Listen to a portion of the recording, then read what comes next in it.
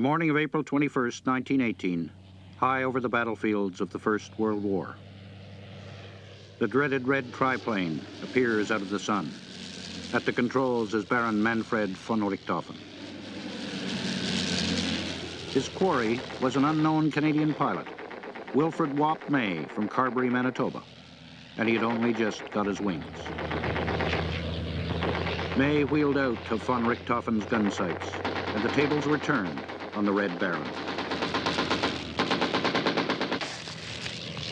When the Great War ended 6 months later, Wop May had 13 kills to his credit and had acquired a taste for danger that never left him. In 1919, he and his brother Court opened the first air service out of Edmonton and became pioneers of that unique Canadian breed, the bush pilot. It was 10 years later, however, that Wop May became a part of Canadian folk history. The story began at Little Red River, 550 miles northwest of Edmonton. An epidemic of diphtheria had broken out over Christmas. One man had died. Dozens of children were in danger. The only hope was antitoxin serum, and that serum was in Edmonton. On New Year's Day, 1929, Wop May got the call. The only plane available, an old Avro Avion, was not fit for the job. But May and a fellow bush pilot, Vic Horner, agreed to give it a try. The serum had to be kept warm, and it was 33 degrees below zero Fahrenheit. May and Horner wrapped the antitoxin around some charcoal burners, stored it at their feet, and took off into the morning sky.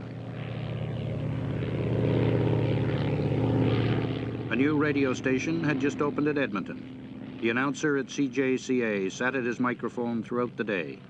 He was broadcasting special reports to the homesteaders along the route to alert them to keep an eye on the sky.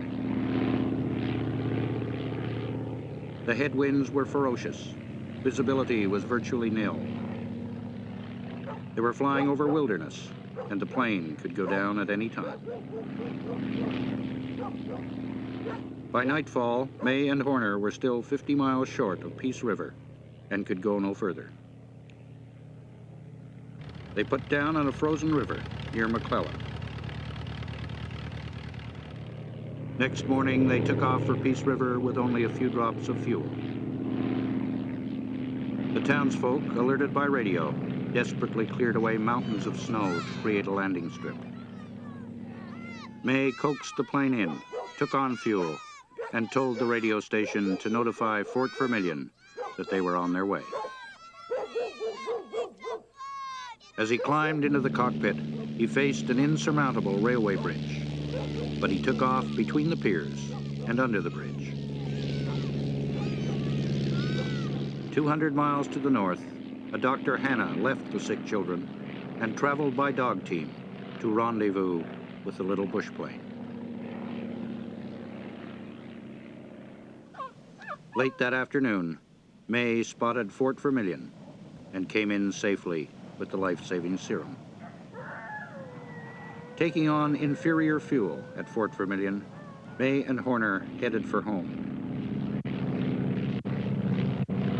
With the engine repeatedly cutting out, they barely managed to kick the little plane into Peace River.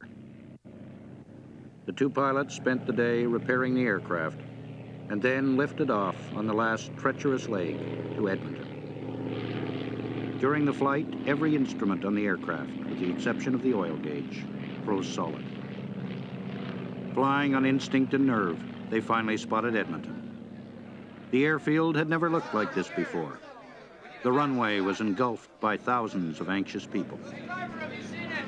Word of the epic flight had spread across the Canadian Northwest, and the crowds had broken through the police cordon. When they landed, they had 1 gallon of fuel. Wop May was presented with the McKee Trophy in 1929 for meritorious service to Canadian aviation. He continued flying into the 30s and worked with the RCAF during the war. In 1973, he was named a member of Canada's Aviation Hall of Fame.